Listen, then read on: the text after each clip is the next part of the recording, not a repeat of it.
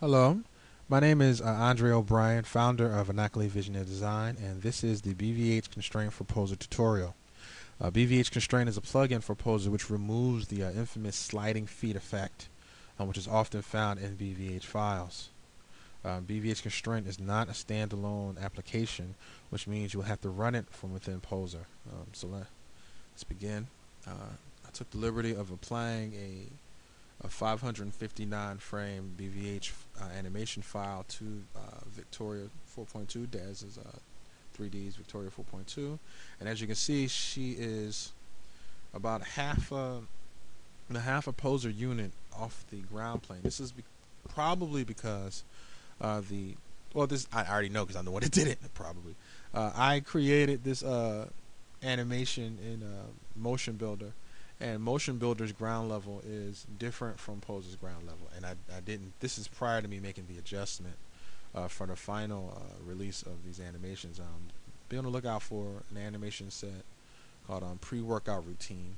It's going to be on the marketplace pretty soon, and this is just one of the animations in that set, which will be compatible with initially with Victoria 4.2, and shortly thereafter Smith Micro's G2 male and female characters. And the first thing we're going to want to do, if you already have BVH Constraint for Poser installed on your system, is you're going to want to go to your menu bar and go to Scripts. There you'll see Inoculate Vision and Design, and just go to Actor, move Actor to 0.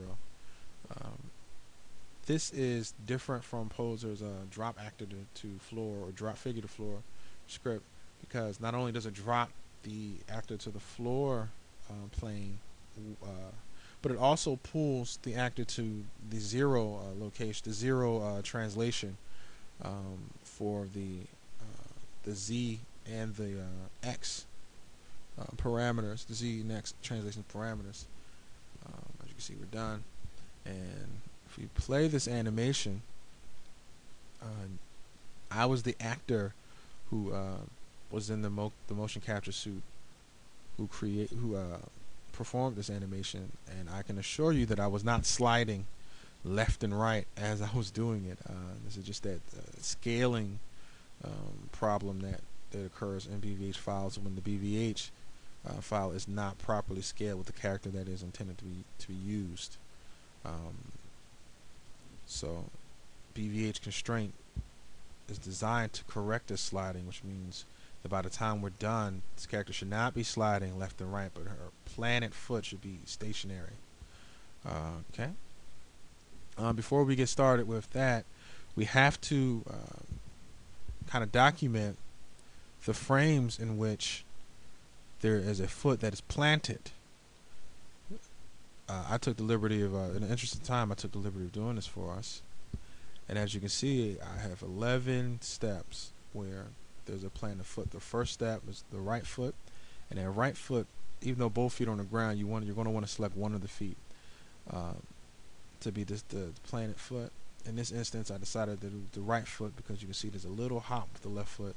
It's not because I lifted my entire foot off the ground. I just lifted my heel off the ground, but I didn't have a sensor on my toe, so it looks like the whole foot jumps up for the left. So I decided to make that first range 1 to 51. The second range is where the left foot is planted on the ground, and you can see that this takes place from frames 50 to about 89. Okay. I went through and there are about 11 steps, and if let's open up BVH Constraint. BVH Constraint is a very simple tool, but once you have TK interface, you cannot make any changes to the frames, and you will not have access to the undo option within Poser. That's just a functionality of how TK interacts with the Poser interface. Okay, now the job is to enter in the values that we created over here into Constraint for Poser. So we select the right leg, and we enter an end value of 51. We add that step, and this is the first value is the first step. This is the leg that has the IK. This is the first frame, and this is the start value for the range, and this is the end value for the range. We go to our left foot, and we go 50, Notice that I went the start frame for the second step is one frame lower than the end frame for the first step, and that's important if you have continuous steps in an animation. It gives you much better results. I'm going to pause this and go through the steps and come back when I'm done. Okay, as you can see, I've added all 11 steps in conjunction with the steps that I had already documented prior to opening BVH Constraint. All that's left for us to do is to start the application. I'll start run the plugin and let it work its magic. I decided to have a display so that you can see that something is actually taking place. Shortly, Victoria will turn into a silhouette. There we go. And if you look closely, you'll see that she is moving through each step of the animation. The amount of time that it takes for this to happen depends on the amount of frames in your animation, the number of steps that you've added, and pretty much, how fast your processor is. So I'll come back once the process has been completed. Okay, as you can see, IK has been released off of both feet, and we are done. Keep in mind, we are still, even though the focus is, we had to return the focus back to BVH Constraint, we can now cancel out.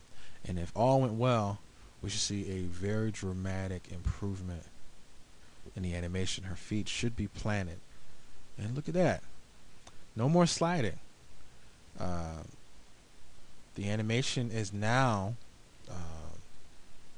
displaying within Poser, attached to Victoria 4.2 in the way that the creator of the file, myself, originally intended. I hope that this tool will be invaluable, because I know there's nothing like finding that perfect BVH file for your project and then have to deal with that sliding. It's really it's not really possible to adjust it manually. You could try to increase, decrease the hips. You could use the frame layers. You could use you can move the body, but ultimately it's just a very cumbersome process, and you'll never get the same kind of results that you'll get using BVH Constraint for Poser. My name is Andre O'Brien, and thank you for looking at this tutorial. And I hope you enjoy. Take care now.